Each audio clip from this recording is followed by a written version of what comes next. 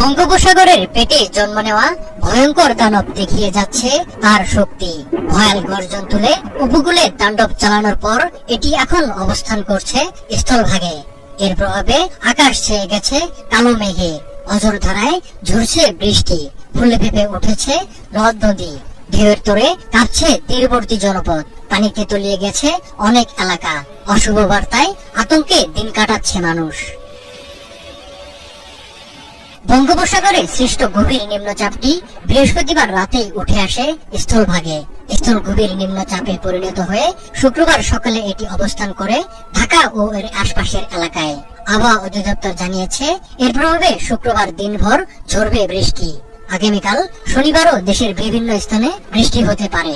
নিম্নচাপের প্রভাবে দেশের অন্তত 5 বিভাগে ভারী থেকে অতি ভারী বর্ষণ হতে পারে।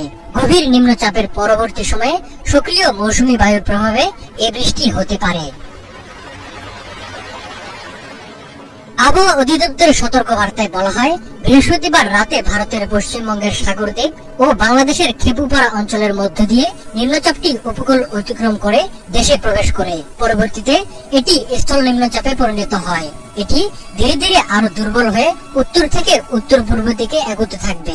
এর প্রভাবে শুক্রবার ময়মনসিংহ, খুলনা, বরিশাল, চট্টগ্রাম ও সিলেট বিভাগের অনেক জায়গায় ভারী থেকে অতি ভারী বৃষ্টি হতে পারে। নিম্নচাপের প্রভাবে শুক্রবার সকাল থেকে রাজধানীর আকাশ মেঘলা, ঝিরঝির করে ঝরছে বৃষ্টি।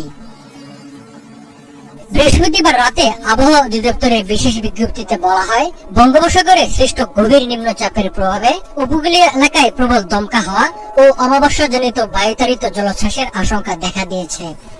এই অবস্থায় চট্টগ্রাম, কক্সবাজার, মংলা ও পায়রা সমুদ্র বন্দরকে 3 নম্বর স্থানীয় সতর্ক সংকেত দেখিয়ে যেতে বলা হয়। উপকূলীয় জেলাগুলোর অদূরবর্তী দ্বীপ ও চরগুলো 1 থেকে 3 ফুট উচ্চতার জলোচ্ছ্বাসে প্লাবিত হতে পারে। গত মঙ্গলবার বঙ্গোপসাগরে একটি লঘুচাপ সৃষ্টি হয়। পরদিন বুধবার এটি সুস্পষ্ট লঘুচাপে রূপ নেয়। বৃহস্পতিবার ভোরের দিকে এটি গভীর নিম্নচাপে পরিণত হয়। এর প্রভাবে রাজধানী সহ দেশের বিস্তীর্ণ অঞ্চলে বৃষ্টি শুরু হয়। বৃহস্পতিবার সর্বোচ্চ বৃষ্টি হয় নোয়াখালীর মাঝদিঘটে 168 মিলিমিটার। নিম্নচাপের প্রভাবে দেশের বিভিন্ন অঞ্চলে ফেরি চলাচল বন্ধ হয়ে যায়। রাজধানী সহ দেশের বিভিন্ন শহরে সৃষ্টি হয় জলাবদ্ধতার।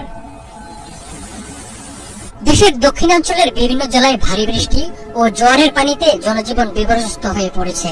উঁচু জোয়ারে নদীর পানি বিপদসীমার উপর দিয়ে প্রবাহিত হয়। ভোলা, পটুয়াখালী সহ কয়েকটি এলাকায় বন্যা নিয়ন্ত্রণ বাঁধ ভেঙে নিম্নাঞ্চল প্লাবিত হয়। টানা বৃষ্টিতে অনেক এলাকায় দেখা দিয়েছে জলাবদ্ধতা। এতে দুর্ভোগে পড়েছেন উপকূলের বাসিন্দারা।